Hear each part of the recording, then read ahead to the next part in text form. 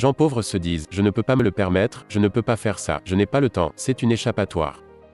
C'est une échappatoire. C'est plus facile de dire, je ne peux pas me le permettre, je suis trop fatigué, je ne peux pas aller à la salle de sport. Quand bien même vous pourriez vraiment aller à la salle de sport. Mais non, je ne peux pas. Je suis juste trop fainéant pour y aller. Vous restez prudent et vous n'introduisez aucun nouveau risque dans votre vie. J'ai la sécurité de l'emploi. Exact. Et qu'est-ce que votre père riche disait à la place de « je ne peux pas me le permettre » ? Comment puis-je me le permettre? Comment pourrais-je faire ça? Qu'est-ce que ça prendrait? Ou pourquoi le ferais-je? Il disait, une question ouvre l'esprit, alors qu'une déclaration le ferme. Quand vous dites « je ne peux pas me le permettre », votre esprit s'arrête. Vous devenez ce que vous dites.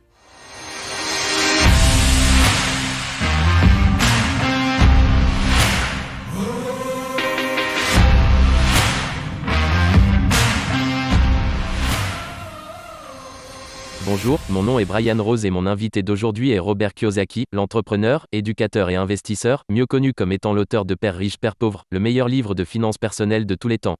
Vous avez changé la façon dont 10 millions de personnes à travers le monde voient l'argent et vous êtes devenu un avocat au franc-parler qui défend l'éducation financière passionnément. Je suis avec vous à Scottsdale, en Arizona. Robert, bienvenue de nouveau à London Real. Merci, j'ai apprécié la dernière interview. Hier j'ai passé l'un des meilleurs moments de ma vie. C'était fantastique. Il y avait vous, moi, et Jim Records. Pourquoi était-ce l'un des meilleurs moments de votre vie? Que s'est-il passé hier qui vous fait vous sentir ainsi? Avez-vous déjà vu un enfant jouer au football ou au baseball, ou peu importe le genre de sport? Puis ils vont sur le terrain et ils rencontrent leur héros. Ce pourrait être de rencontrer David Beckham ou quelqu'un du genre. Pour moi, Jim Records, Prince, et beaucoup de gens avec qui je travaille aujourd'hui.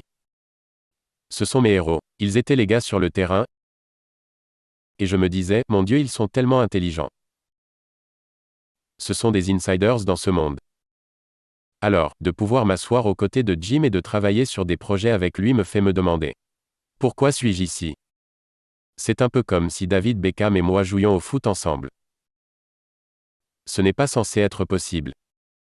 Donc, se retrouver tous ensemble Jim Records, moi et vous. Ce n'est pas censé arriver. C'est impossible. Mais les rêves deviennent réalité. Vous avez toujours pensé que vous étiez l'outsider, et maintenant vous côtoyez entre guillemets les insiders, et vous vous accordez sur tout avec eux. C'est vrai. Nombreux sont ceux qui reçoivent des conseils financiers provenant d'outsiders, si vous connaissez peut-être un planificateur financier, un agent de change ou un courtier immobilier. Mais ils ne sont pas au centre de l'affaire. Et l'une des raisons pour laquelle j'aime être un entrepreneur et un investisseur immobilier, c'est que je suis toujours au centre de la transaction. Je connais le contrat, je fais partie de l'affaire. Mais la personne moyenne qui achète des actions, des obligations, des fonds mutuels, des TEF et qui économise de l'argent, ce sont des outsiders. Ils n'ont aucune idée de ce qu'il se passe entre eux et le vrai monde du marché. Donc concernant Jim Records et Nomi Prince, Jim s'occupait de la gestion du capital à long terme de la CIA, du Pentagone. Il était au cœur de ce qui se passe avec l'argent. Nomi Prince était Salomon, Lehman Brothers et Goldman Sachs. Ce sont des insiders. Et j'étais ce gars à part, de l'extérieur, essayant de comprendre ce qu'il faisait. Vous savez, comment l'un de ces magiciens s'y prend, comment fait-il pour tirer toutes ces ficelles et tout le reste, et nous sommes à l'extérieur en train de sautiller et faire ce qu'ils nous disent. Vous devriez économiser de l'argent. Ok, je vais économiser de l'argent. Vous devriez acheter des actions. Ok, je vais acheter des actions. Vous devriez investir dans ceci. Ok, je vais investir. Je savais qu'il y avait un magicien derrière ça et je voulais savoir qui c'est. Jim et les autres sont ceux qui se rapprochent le plus du magicien. Comment un enfant pauvre de 9 ans habitant à Hawaï se rend jusque-là? Beaucoup de gens considéreraient que j'étais pauvre, mais je venais d'une famille qui avait une attitude de pauvre, si vous voyez ce que je veux dire. Car riche, pauvre, classe moyenne et pauvreté commencent avec une attitude fondamentale. J'étais donc à Hawaï à 9 ans, et mon père était un responsable de l'éducation, il avait un doctorat. Un homme très intelligent, un bon gars. À un moment, nous avons déménagé à un autre endroit de la ville et je suis allé dans une école avec des enfants riches. C'est une petite ville nommée Hilo à Hawaï. Vous ne la trouverez pas sur la carte, mais elle existe. C'est une ville dédiée à la plantation de sucre. Donc, quand j'avais 9 ans, je suis allé dans cette école pour enfants riches. J'ai réalisé que j'étais pauvre, mais c'est relatif. Comme je le disais, tout est relatif. Mes camarades de classe étaient principalement caucasiens. Et j'étais l'un des seuls asiatiques de la classe. Leur père travaillait dans une banque, possédait les plantations, les concessions automobiles, des entreprises d'emballage de viande, il possédait des ranchs. Alors je me demandais, comment se fait-il que mon père ne possède pas ces choses? Quand j'avais 9 ans, je levai ma main pour demander à mon professeur de 4e année. Que vais-je apprendre sur l'argent? C'était une femme qui aurait dû prendre sa retraite 50 ans plus tôt. Elle n'en pouvait tellement plus des enfants à ce moment-là. Elle dit alors, l'amour de l'argent est la racine de tous les maux. Je lui ai dit, quoi, c'est l'école du dimanche ici. J'étais un petit voyou de 9 ans. Elle me répond, nous n'enseignons pas l'argent à l'école. Je lui dis, pourquoi pas? Elle ne pouvait pas répondre et s'est énervée en disant, tais-toi et assieds-toi. Je suis devenu curieux, pourquoi n'apprenons-nous rien sur l'argent? Elle dit, demande à ton père, c'est mon patron. Mon père était le responsable de l'éducation. Doctorat et tout le reste. Je rentre chez moi et je lui demande, pourquoi n'apprenons-nous rien sur l'argent à l'école? Il me regarde et me dit, parce que le gouvernement ne nous laisse pas enseigner ce sujet. Le gouvernement nous dit ce que nous pouvons enseigner ou pas. J'ai trouvé ça étrange, puis j'ai dit, mais allons-nous à l'école pour apprendre sur l'argent? Il dit, non. Ton travail, c'est de trouver un travail. Je réponds, mais tu travailles pour gagner de l'argent. Il me dit, non, tu es juste supposé avoir un travail. Je me dis, non, non, non. Est-ce que c'est le rôle d'un travail de gagner de l'argent? Il me dit, exact. Je demande, dans ce cas pourquoi ne pas apprendre sur l'argent? Je peux sauter la partie du travail. Il s'est énervé et me dit, écoute. Pour un Japonais, mon père était très grand. Un homme imposant, un bon gars. Mais il me répondit, si tu veux apprendre sur l'argent, pourquoi ne pas demander au père de ton meilleur ami? Je lui demande, pourquoi Mike? Il me répond, parce que le père de Mike est un entrepreneur. Je lui dis, et toi? Il me dit, je suis un employé du gouvernement. Ma réaction. Oh, et c'est quoi la différence? C'est la différence, les entrepreneurs doivent connaître l'argent. Sinon ils ne pourront pas rester entrepreneurs. Puis il dit, un employé n'a pas besoin de tout savoir sur l'argent. Car le gouvernement et ma compagnie s'en chargeront. Alors je rigole, mais je suis confus. J'ai appliqué le conseil de mon père et je me suis rendu au bureau du père de Mike. J'ai toqué à sa porte en disant, et je suis là, un gamin de 9 ans, enseigne-moi l'argent. Il me dit, casse-toi gamin. C'est comme ça que l'histoire d'un enfant de père pauvre commença. Et finalement, à force de persistance, mon père riche m'enseigna l'argent, mais à une condition. Et cette condition était qu'il ne me paierait jamais. Il me dit, à partir du moment où je te paye, tu penseras comme un employé. C'est le piège. Les entrepreneurs travaillent gratuitement. J'avais 9 ans. Et ma tête s'est fendue en deux. Il continue, tu ne voudras jamais un chèque de paye. Comprends bien ça gamin. Je réponds, ok, j'ai compris. Il demande alors, comment faire de l'argent? C'est ce que les entrepreneurs trouvent eux-mêmes. C'est comme un chat qui essaie de chasser sa propre queue. Je lui demande. Alors comment puis-je apprendre sur l'argent? Il sortit un plateau de jeux de Monopoly. Puis j'allais travailler gratuitement en ramassant des mégots de cigarettes dans les hôtels et les restaurants, faire un peu de ménage, des petites tâches, puis en grandissant j'ai fait du travail de bureau, marketing et comptabilité. J'étais un apprenti, mais je travaillais gratuitement. Et il m'enseignerait l'argent. Mais la façon qu'il m'apprenait l'argent, c'était en jouant au Monopoly. Alors un jour j'en ai eu marre et je lui ai demandé, quand vas-tu m'enseigner l'argent? Il me répondit, que crois-tu que nous faisons? On joue au Monopoly. Il dit, non, non, non. Que crois-tu que nous faisons? On joue au Monopoly. Que crois-tu que nous faisons? Je ne sais pas. Je t'enseigne l'argent. Ensuite, pour quand vous avez une maison verte, il dit, il y a beaucoup de formules pour le succès avec l'argent, il y en a des milliers. Mais l'une des meilleures d'entre elles se trouve dans le jeu du Monopoly, de nos jours encore. Quand vous avez 4 maisons vertes, vous obtenez un hôtel rouge. Je lui dis, quoi? Il me répond, l'une des meilleures façons d'acquérir une grande richesse, c'est de jouer au Monopoly dans la vraie vie. 4 maisons vertes donnent un hôtel rouge. C'est tout ce qu'il y a à savoir? C'est tout. Il dit, que penses-tu que je fais? Je ne sais pas. Il m'a emmené avec lui, et il m'a montré ces maisons vertes. 10 ans plus tard, à l'âge de 19 ans, j'étais à l'école à New York, et je suis revenu à Hawaï. Et Père Riche avait acheté le plus grand terrain, smack dab, au milieu de Waikiki Beach. Si vous allez à Waikiki Beach aujourd'hui, vous verrez le Hyatt Regency Hotel. C'était son hôtel. Tout comme le jeu du Monopoly. Tout comme le jeu du Monopoly. Des actifs acquis qui sont devenus de plus grands actifs. C'est ce qu'on appelle un assemblage. Cette propriété n'était pas aussi grande avant. Il a donc dû acheter tous les petits commerces à proximité. Car il était trop petit. Il a donc acheté cette boutique à ce propriétaire, puis cet autre commerce. Ça lui a pris du temps, mais il a finalement assemblé cette grande partie de propriété. Puis lui et Hyatt ont fait construire cet hôtel géant. Il s'est vendu à 800 millions de dollars. Voici comment j'ai appris sur l'argent. C'est grâce au fait qu'il refusait les chèques de paye. Il disait, le moment où vous acceptez un chèque de paye, votre cerveau meurt. Il est acheté et vous êtes juste payé. Il disait, tant que vous en voulez, vous réfléchirez. C'était un bon enseignant. Aujourd'hui, quand les gens me demandent ce que je fais, et ils me connaissent comme l'auteur de Père riche, Père pauvre, je leur dis que je joue au Monopoly. Je possède des maisons vertes, des grands hôtels, des puits de pétrole, des terrains de golf, des entreprises. Je joue juste au Monopoly. C'est tout ce que je fais. J'ai réécouté votre livre pendant le vol qui m'a amené ici, je ne l'avais pas écouté depuis environ 6 ans. Et la première fois que j'ai lu Père riche, Père pauvre, je pensais que c'était un livre sur l'argent. Mais quand je l'ai réécouté il y a quelques jours, c'était différent. Je l'ai vu comme un livre sur la peur, sur la connaissance de soi, sur l'état d'esprit. Car vous décrivez ces gens, et ils sont dans leur monde. Ils ne veulent pas reconnaître qu'ils y sont. C'est comme une prison dans leur esprit. Exact. Est-ce ce que vous avez essayé de traverser quand vous avez écrit ce livre? Eh bien, je ne sais pas ce que j'essayais de traverser. En réalité, j'avais créé ce jeu de société nommé Cashflow. Et je ne pouvais pas vendre le jeu. Je devais écrire le manuel d'emploi.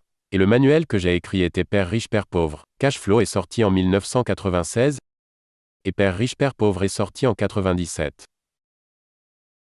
Le fait est que Cashflow concerne la comptabilité. Père riche, Père pauvre est un livre sur la comptabilité. Revenus, bilan, trésorerie. Je ne sais pas si vous avez déjà pris des cours de comptabilité, mais il n'y a rien de plus ennuyeux que la comptabilité. Donc, pour sortir Père riche, Père pauvre qui est un livre sur la comptabilité, est le meilleur livre de finances personnelles de tous les temps. Ça devait être intéressant. Ça a permis de vendre le jeu Cashflow. Et aujourd'hui, il y a des milliers de clubs Cashflow dans le monde.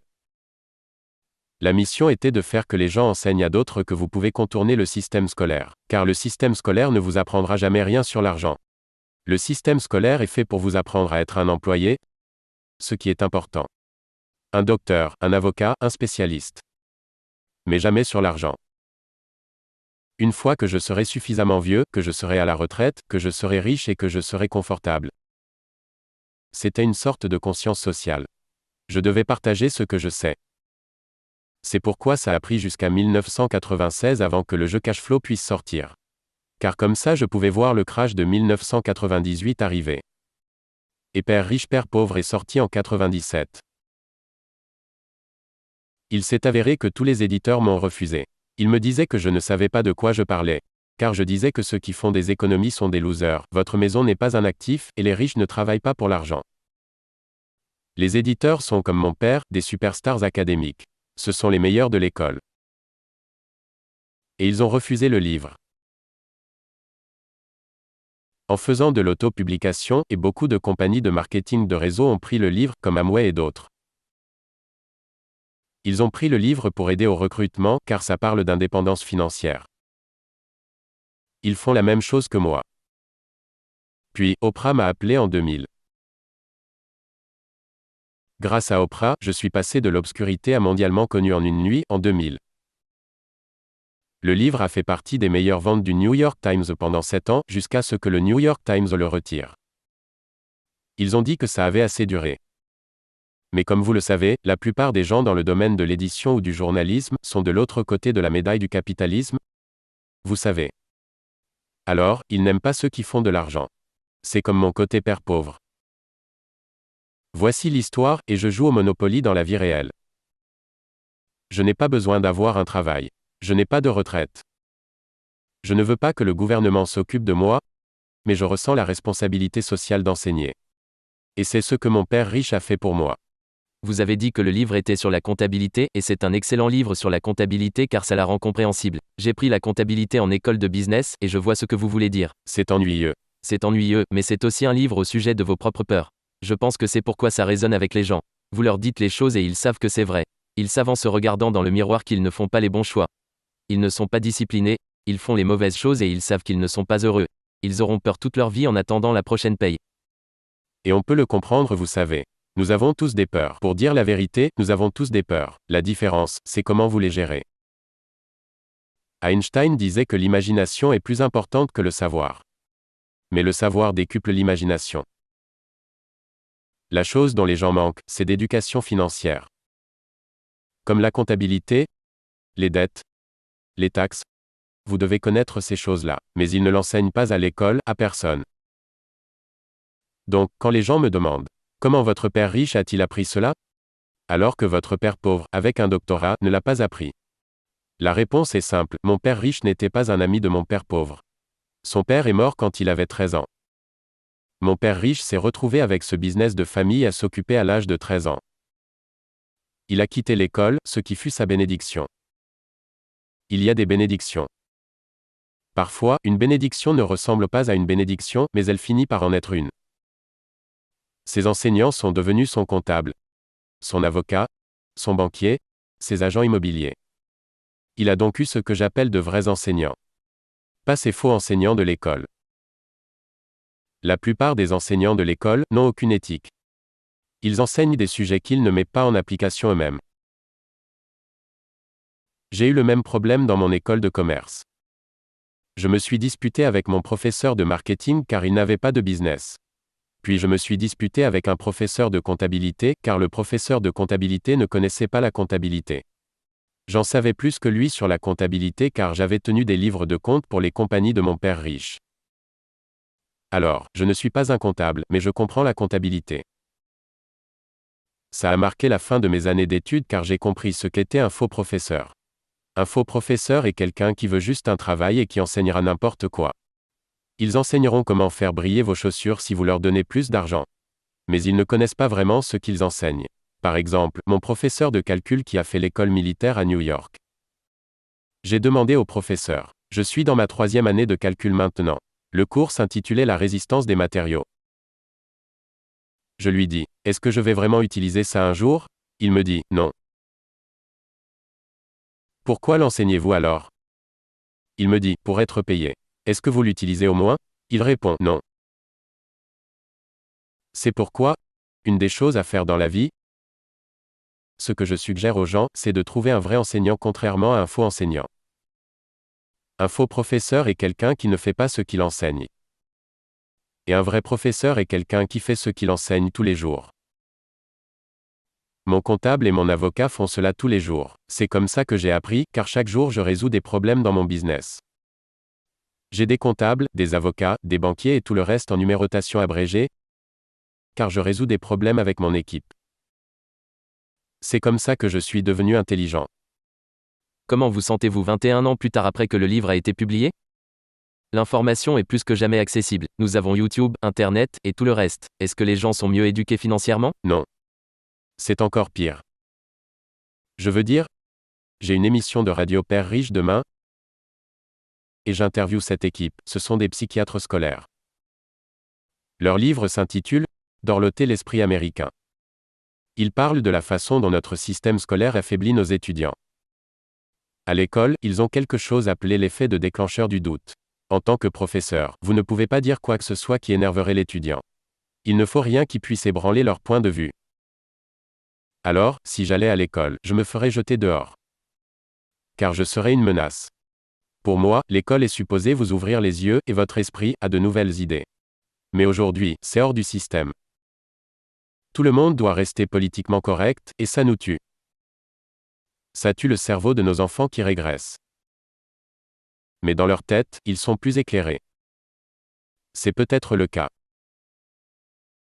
Mais si je n'avais pas été confronté à des idées qui m'avaient bousculé, je n'aurais jamais rien appris de nouveau. Et les mécanismes déclencheurs comme ceux-ci, ils ne vous laissent plus avoir des cacahuètes dorénavant. Ils ont découvert que si vous empêchiez un enfant d'avoir des cacahuètes, sa propension à avoir une allergie augmente. Alors c'est fini Charlie, tu n'auras plus de cacahuètes. 17% découvriront qu'ils sont allergiques aux cacahuètes. Mais si vous donniez des cacahuètes aux enfants, seulement 3% d'entre eux y seront allergiques.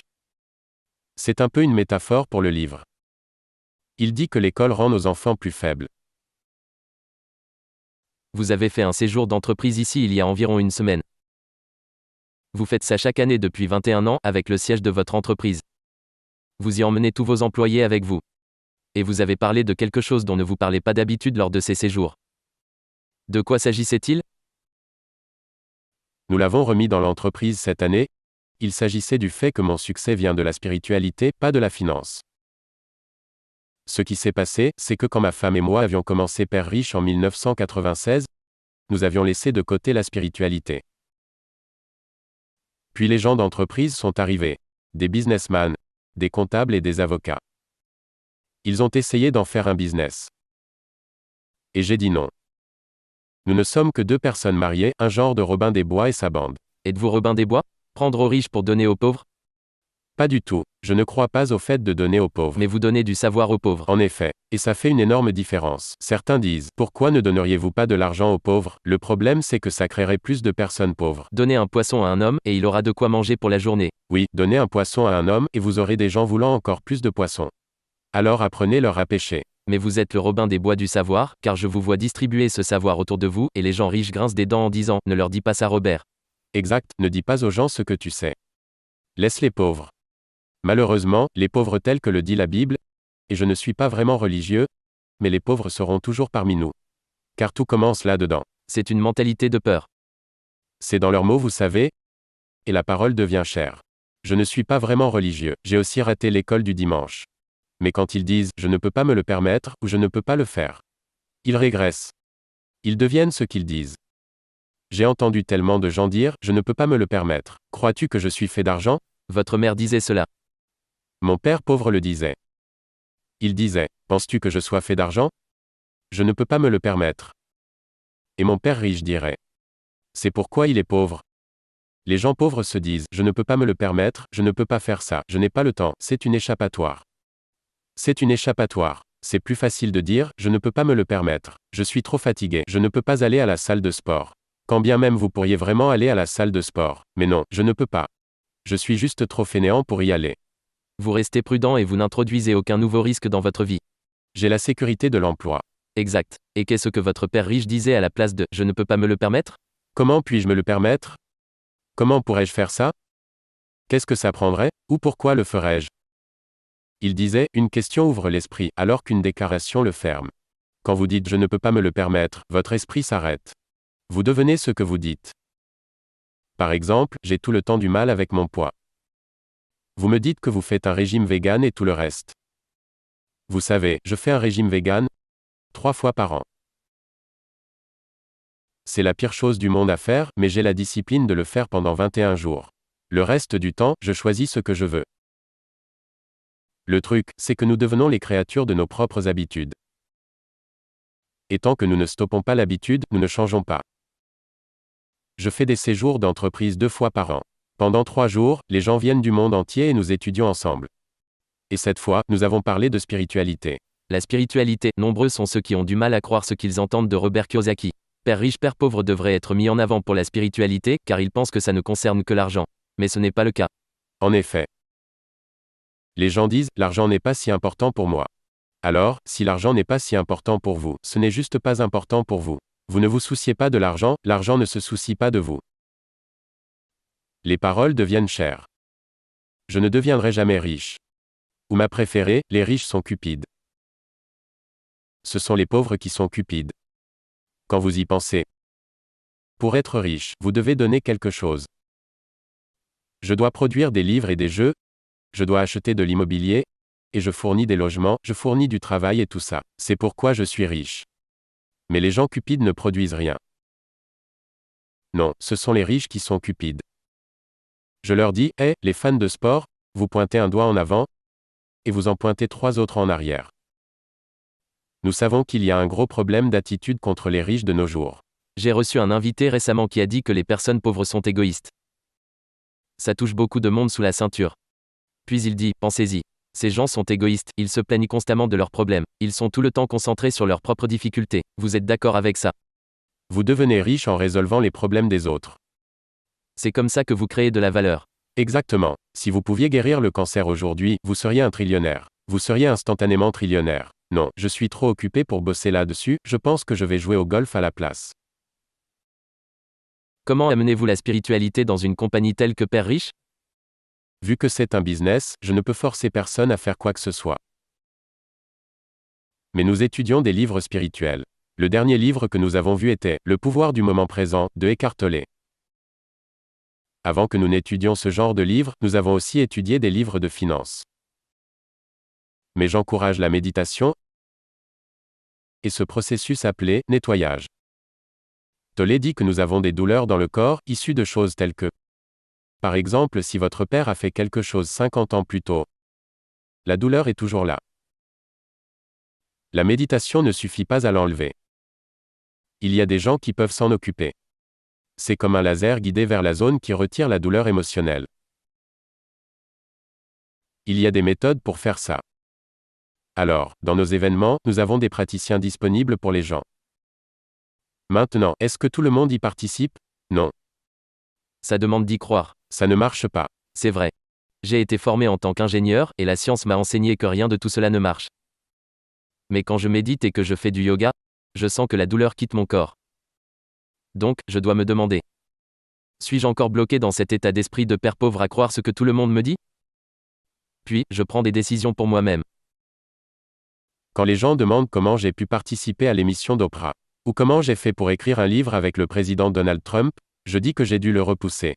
Il est tellement haï, c'est un bon gars pourtant. Comment ai-je pu faire tout ça? Ce n'était pas mon cerveau. Oprah devait faire partie de la programmation car ça la concerne aussi. Trump et moi avons écrit ce livre car nous avons tous les deux des pères riches. Et nous défendons tous les deux l'éducation financière. Énormément de gens l'haïssent juste parce qu'il est riche et qu'il est odieux. Il est odieux, je dois le reconnaître. Mais nous n'avons pas fait cela ensemble pour l'argent, car nous avions tous les deux des pères riches qui nous ont enseigné comment faire de l'argent. Nos écoles ne nous apprennent pas ça. Les écoles nous apprennent l'exact opposé de ça. Donc, comment un petit gars comme moi, et nous n'étions pas vraiment pauvres? Nous étions dans la classe moyenne. Je pense que mon père faisait dans les 20 000 $ par an. Et quand j'ai été diplômé de l'université, je faisais 120 000 $ par an. 6 fois ce qu'il gagnait. Et j'avais 21 ans. Il me demande, comment fais-tu cela? Je lui dis, je ne suis pas allé à la même école que toi. Vous avez utilisé votre esprit différemment. Non. J'ai juste suivi mon cœur. Je suis allé à l'école pour devenir un officier de navire, pour naviguer. Alors j'ai navigué tout autour du monde. Dans les années 60, si vous naviguez dans la zone de guerre au Vietnam, ce que j'ai fait, vous devez payer le double et sans aucune taxe. C'est comme ça que j'ai fait 120 000 par an. Je suis revenu et mon père gagnait encore 20 000 $ par an alors que j'en gagnais 120 000. Il ne pouvait pas le comprendre. Car c'est un homme pauvre dans son esprit et dans son âme. Il me dit, tu es devenu comme tous ces gens riches. Je lui réponds, juste parce que j'ai de l'argent? J'étais dans la zone de guerre. Mais ça violait toutes ces valeurs fondamentales. Vous avez reçu Monsieur Lipton dans l'émission, n'est-ce pas? Bruce Lipton, oui. Bruce Lipton, il dit que la pauvreté est transmise. Vous l'apprenez dans votre famille. La classe moyenne la transmet dans les familles. J'étais ravi qu'il approuve Père riche, Père pauvre dans votre émission. Car il a dit, j'ai appris avec un homme riche. Et les gens qui sont actuellement assis chez eux, qui galèrent financièrement, qui s'inquiètent pour l'argent, ou qui ne sont pas heureux alors qu'ils font beaucoup d'argent mais sans aimer ce qu'ils font, on vous l'a sûrement enseigné. Votre super-ego a appris. Trouve-toi un travail, travaille dur, tu ne seras jamais riche, les riches sont diaboliques. Peu importe. À moins de changer votre état d'esprit, votre argent ne vous aidera pas. En effet. On voit des gens qui gagnent à la loterie ou qui gagnent beaucoup d'argent et ils ont toujours les mêmes problèmes, car ils ont l'âme d'un pauvre. C'est sûr, si vous êtes pauvre, vous resterez pauvre. C'est très difficile pour les gens de comprendre ça. L'argent disparaîtra très rapidement. Comme la plupart des athlètes, ils font des millions de dollars et environ 65% d'entre eux perdent tout 5 ans plus tard. C'est parce qu'ils viennent de familles pauvres. Si vous leur dites ça, vous les mettrez en colère. Ils diront que c'est la faute des riches. Les riches m'ont arnaqué, le gouvernement m'a arnaqué.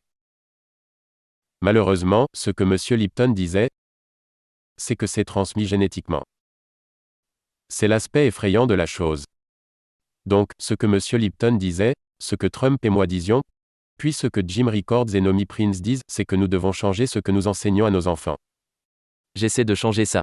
Vous savez, cette âme, cet ADN, et leur enseigner un autre état d'esprit. S'ils doivent leur enseigner cela, Einstein disait que l'imagination est plus important que le savoir. C'est vrai, mais vous devez aussi connaître le savoir de base concernant les taxes, les dettes, les comptes annuels et tout le reste. Si vous ne voulez pas les apprendre, je ne peux rien pour vous. Mon père pauvre n'a jamais voulu apprendre ce que mon père riche m'apprenait. Vous avez écrit un livre avec Trump car vous étiez tous les deux passionnés par le fait de transmettre ce savoir. Vous aviez tous les deux des pères riches qui vous ont ouvert l'esprit sur ce qui est possible. C'est un peu comme avoir la mentalité d'un investisseur. Comment puis-je me le permettre? Vous voyez chaque chose dans la vie comme un investissement de temps, d'argent. C'est un incroyable état d'esprit à avoir. Quel a été le processus d'écriture des livres avec Donald Trump? Vous avez écrit 2 livres ensemble. Et qu'avez-vous appris de lui? C'est un homme avant d'être un président. Il n'y a pas de Donald Trump. Ce que je veux dire, c'est que ce que vous voyez à la télé, c'est qui il est vraiment. Il ne sera pas comme vous. Beaucoup de politiciens ont 2 facettes. Trump n'en a qu'une, celle qui est le président actuellement.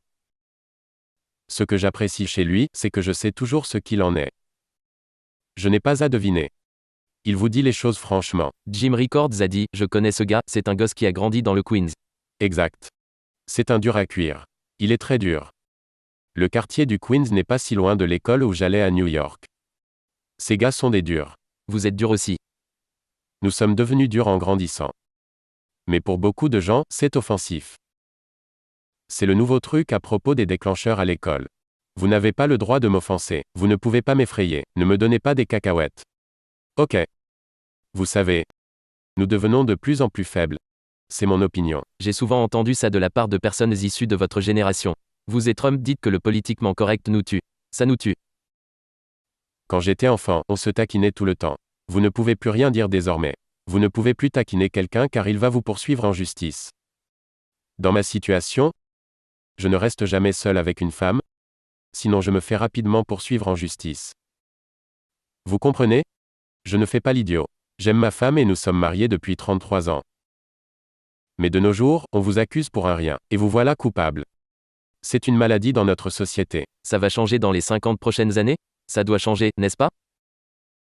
L'un de mes meilleurs professeurs s'appelait Buckminster Fuller, il a créé le dôme géodésique et tout ça. C'était le genre d'homme qui me recadrait spirituellement. Il parlait toujours des principes généraux, et ces principes sont toujours vrais, sans exception. Si vous faites tomber une pierre dans l'eau, les ondulations vont toujours dans ce sens. On appelle ça la précession. Il dit qu'il n'y a aucune exception. Vous ne pouvez pas faire tomber une pierre dans l'eau sans obtenir d'ondulation. Peu importe ce que l'on fait, dans tous les cas il y aura des ondulations, ça s'appelle la précession. L'éphéméralisation, c'est notre capacité de faire plus avec moins. Si vous regardez un téléphone portable, il possède plus de puissance que l'ordinateur Sperry d'il y a 50 ans. C'est faire plus avec moins. Les humains deviennent de plus en plus puissants. Nous avons plus de pouvoir. Malheureusement, nous ne sommes pas évolués en tant qu'êtres humains. C'est horrible. Nous sommes plus séparés et plus antisociaux. Les médias sociaux sont antisociaux. Je ne suis pas ces choses personnellement. Je fais très attention à ce que je dis, contrairement à Trump. Mais nous sommes tellement devenus antisociaux. Les gens sont tellement séparés. C'est la partie dangereuse. Alors, la raison pour laquelle je parle de spiritualité, c'est que nous devons évoluer. Ça veut dire méditer, faire du yoga, prier, aller à l'église, peu importe ce qu'il faut pour y arriver. Mais vous devez revenir au calme, à la paix et la méditation. Que faites-vous de toutes ces altercations qui nous arrivent? Je ne vis plus aux États-Unis, mais tout le monde me dit que c'est difficile d'aller à un dîner car des disputes éclatent. Ils se battent. Ça se dispute partout. On se bat entre nous, on se bat contre l'environnement. Comment cela vous fait-il sortir de vos gonds? Et comment voyez-vous ça? C'est pour ça que je parlais de Fuller qui m'a appris les principes généraux. L'un des principes généraux, c'est l'émergence à travers l'urgence. Quand vous regardez le mot emergency, la racine du mot est émerger. Fuller disait que la seule façon dont l'être humain évolue, c'est avec l'urgence. Une crise. Une crise, oui, et une grande crise arrive. Tel que nous le savons tous, nos banques nous ont énormément arnaqués. Ce sont juste un tas d'escrocs. Je ne sais pas comment ils font pour se regarder en face. Mais les banquiers volent des trillions et récoltent des bonus par milliards. Aucun d'eux ne va en prison. C'est la maladie de notre société. C'est pourquoi Trump et moi avons écrit sur l'éducation financière. C'est comme de l'autoprotection. C'est comme pratiquer le judo contre notre gouvernement, nos systèmes bancaires et Wall Street. C'est pourquoi je suis ici avec vous et Jim Records. Alors, le fait d'enseigner aux gens ce que les écoles ne nous apprendront pas, c'est comme de l'autoprotection. Quand on s'est parlé hier, je vous ai demandé ce qu'il se passera les 3 prochaines semaines car vous voyagez partout dans le monde. Je vous ai demandé, Robert, pourquoi voyagez-vous autant?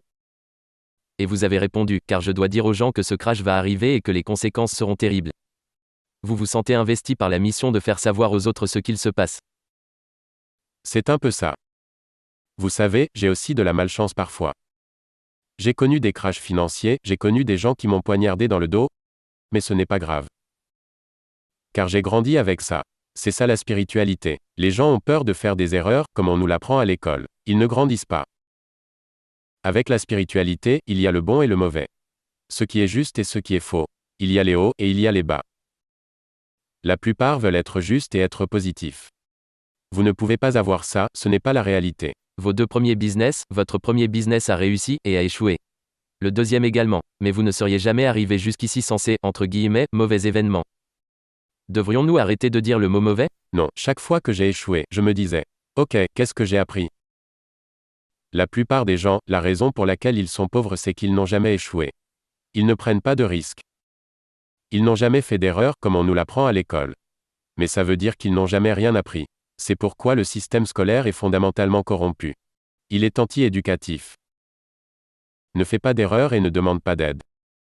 Si je n'avais jamais demandé de l'aide, et j'ai mes comptables, mes avocats, mes banquiers, et tout le reste. Je fais du business comme une équipe de rugby. Bam, boum, et on fout une branlée. Mais la personne moyenne reste sur place.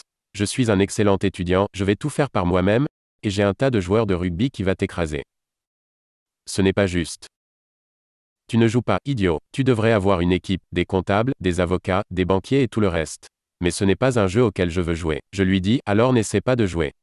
Le jeu du business se joue avec des comptables, des avocats, des banquiers, et j'ai horreur de dire ça, des politiciens. Vous devez connaître le jeu. Et vous devez le jouer durement. J'adore l'Angleterre, car mon jeu favori est le rugby. Et dans les années 70, j'ai eu le privilège de jouer avec Blackis. J'étais presque au paradis, pouvoir être en Angleterre et jouer au rugby, et puis d'aller à Twickenham, pour la Coupe du Monde. C'était en Australie, et Sir Johnny Wilkinson a battu les Australiens dans le meilleur match de rugby qui n'a jamais été joué. C'était l'Angleterre contre l'Australie, et les deux ont fait une prolongation. Vous pouviez voir le véritable état d'esprit des joueurs se révéler. Certains s'écroulaient sur le terrain, non pas parce qu'ils étaient épuisés mais parce qu'ils avaient des crampes. Ils ne pouvaient plus bouger. Et Wilkinson, que je pardonne pour avoir fait ça, traverse tout le terrain. Mais c'est le jeu. Beaucoup de gens restent assis dans les gradins. Alors soyez dans le jeu. C'est pourquoi vous aimez le rugby. Car ils sont sur le terrain, ils font la compétition, ils sont en tête à tête, c'est brut. Le rugby est un sport d'équipe, le football aussi, les règles sont juste différentes. J'ai arrêté le football. Vous ne pouvez blesser personne? Alors je reste avec le rugby. Les autres joueurs sont des golfeurs, ils jouent tout seuls. Tout le monde est différent. Alors, je dis aux jeunes de trouver leur jeu. Financièrement, mon jeu est premièrement le business, et deuxièmement, l'immobilier. C'est pourquoi je ne paye aucune taxe, et c'est pourquoi Trump ne paye pas de taxes. Légalement, c'est une combinaison de business et d'immobilier qui nous donne un avantage injuste sur les employés. Car ils ne savent pas comment faire ça. Il y a une semaine ou deux, il y avait un article dans le New York Times. Et sur la couverture, on voyait Jared Kushner, le beau-fils de Trump. J'ai vu cet article. Vous l'avez lu? Oui, je l'ai lu. Et c'était sur La dévalorisation. exact, il ne paye aucune taxe, et sa richesse s'agrandit. Les bras de tout le monde étaient en l'air, regardez ce gars qui ne paye pas de taxes. C'était le New York Times, qui est considéré comme l'un des meilleurs journaux qui nous montrait à quel point c'était mal de la part de cet entrepreneur qui a multiplié sa fortune par 3 ou par 4 lors des 3 ou 4 dernières années. Alors, j'ai pensé à vous. Qu'est-ce que ça nous dit? Que voyez-vous quand vous voyez cet article? Les articles du New York Times sont écrits à partir de l'état d'esprit d'un employé, ils n'ont aucune éducation financière. Quelqu'un a dit que Kushner avait une faille nommée la dévalorisation. Tu t'es fait avoir, idiot. C'est illégal, ce n'est pas une faille. Se dévaloriser, c'est ce que le gouvernement veut qu'on fasse.